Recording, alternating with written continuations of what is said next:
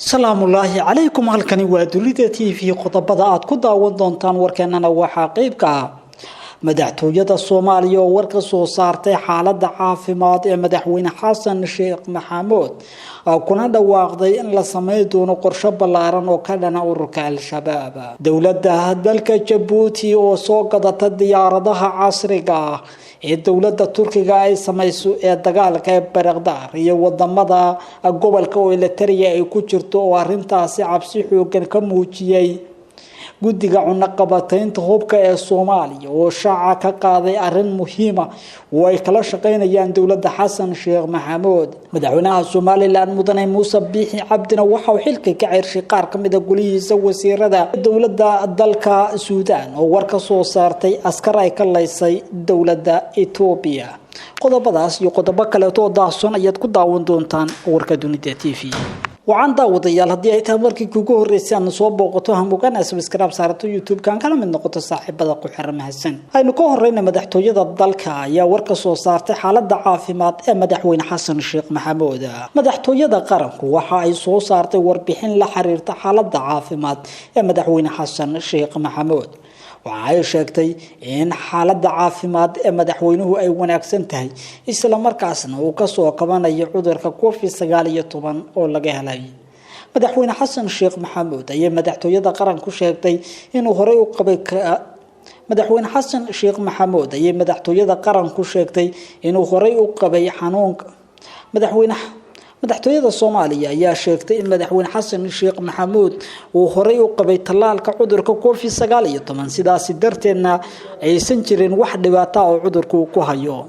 waxay sheegtay madaxtooyada qaranku in meel wanaagsan ay marayso xaaladda caafimaad ee madaxweynuhu dhawaana uu si toos ah u bilaabi doono howlaha dawladda oo markii hore u hayay si dadban madaxtooyada qaranku waxa ay sheegtay in madaxweyne Xasan Sheekh Maxamuud uu si dadban u gudanayo waajibkiisa qaran ee la xiriirta howlaha dawladda isagoo kormeeraya shaqooyinka dawladda isla markaasna uga qayb qaadanaya dhinacyada telefoonka aaladda isgaarsiinta ee Zoom-ka iyo dhinacyada qoraalada oo dhammaan hay'adaha kala duwan ee dawladda kula socda shaqadooda madaxweyne Xasan Sheekh Maxamuud ayaa sidoo kale dhawaan bilaabi doona la tashiyada ku saabsan magacaabista golaha wasiirada oo soo magacaabayo ra'iisul wasaaraha dalka Xamse Cabdi Barre madaxtooyaduna waxa ay sheegtay in howlaha madaxweynuhu ay dhawaan si caadi ah ku soo laaban doonaan dhanka kale tan filla Soomaaliya waxa ay sheegtay in dhawaan la bilaabi doono qorshe la xiriira xaaladda ammaanka afayeenka madaxtooyada Master Kaar ayaa sheegay in filla Soomaaliya gaar ahaan xafiiska amniga qaranka uu isku diyaarinayo in dalka oo dhan laga xoreeyo ururka Al-Shabaab ayaa ku sugan qaybo badan oo kamid ah dalka iyo sidoo kale magaalada Muqdisho oo ay ka geystaan dalal joogto ah balse dawladda federaalka Soomaaliya gaar ahaan madaxtooyada qaranku waxay sheegtay in dhawaan la bilaabi doono qorshe amni oo qaran oo dalka oo dhan looga xoreynayo ururka Al-Shabaab meelaha sida gaarka madaxtooyada ay u sheegtay inay wajihi doonto waxa kamid ah go'doominta Buulobarti ee gobolka Hiiraan iyo sidoo kale magaalada ama gobolka Bakool oo iyadana ay Al-Shabaab muddo badan go'doomiyeen filla Soomaaliya waxa ay sheegtay in qorshaha la xiriira sugidda amniga ay tahay muhiimadda koobaad ee dawladda Xasan Sheekh Maxamuud isla markaasna dhawaan qorshahaasi u bilaaban doono dawladda dalka Djibouti ayaa markii ugu horeysay dabaaldegeeda 45 guurada ka soo wareegtay markii dawladdaasi ay xorriyadeeda qaadato ku soo bandhigtay aaladaha dagaalka ee casriga ah dawladda Djibouti sanadkan waxa ay soo bandhigtay qorshe ballaaran oo la xiriira sanadeeda dhinaca militariga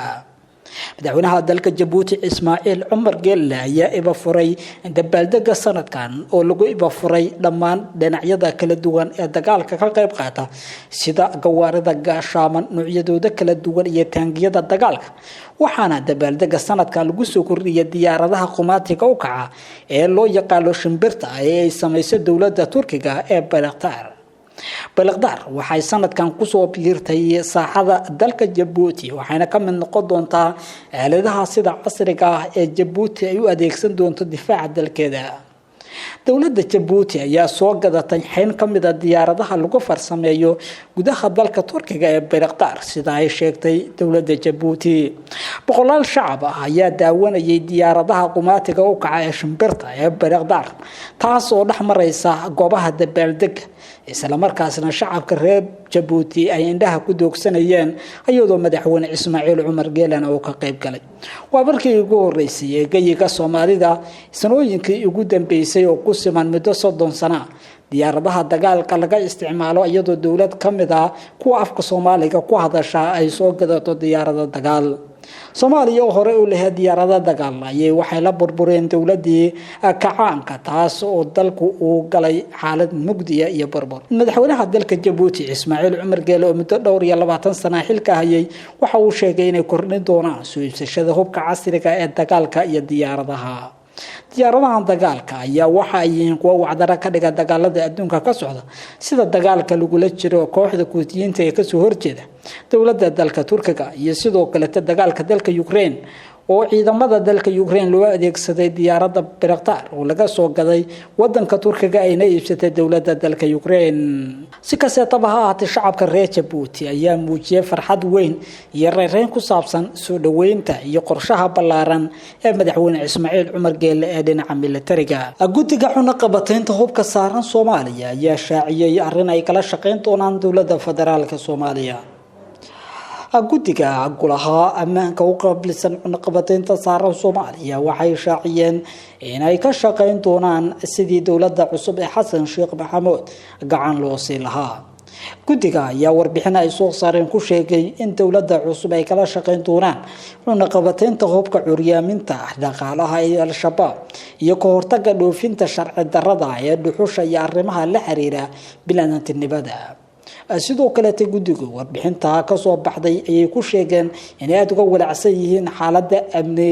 ee Soomaaliya maadaama guddigu uu sheegay in ay si weyn u sii kordhayaan weerarada ay geysanayaan kooxda al-shabaab ee ka dagaalanta gudaha Soomaaliya guddigu waxa uu taageersan yahay dawladda federaalka iyo la dagaalanka in ay ku samayso dadaalada xoogan ee lagu wiiqayo al-shabaab iyadoo ay muhiim tahay in dhinacyada oo dhan ay ka wada shaqeeyaan sidoo kale qoraalka waxa lagu yiri dadaalkaasi waxa uu noqon doonaa mid wax ku ool ah oo markaas ee dhinacyada kala duwan ay ka shaqeeyaan sidii dawladda Soomaaliya looga shaqeyn lahaa la dagaalanka waxyaabaha kordhinaya awoodda al-shabaab guddiga waxay warbixintooda ku sheegeen in ka badan 2600 oo caruur ah loo geystay xadgudubyo ee sida ay sheegeen intii lagu guda jiray sanadkii tagay halka sidoo kale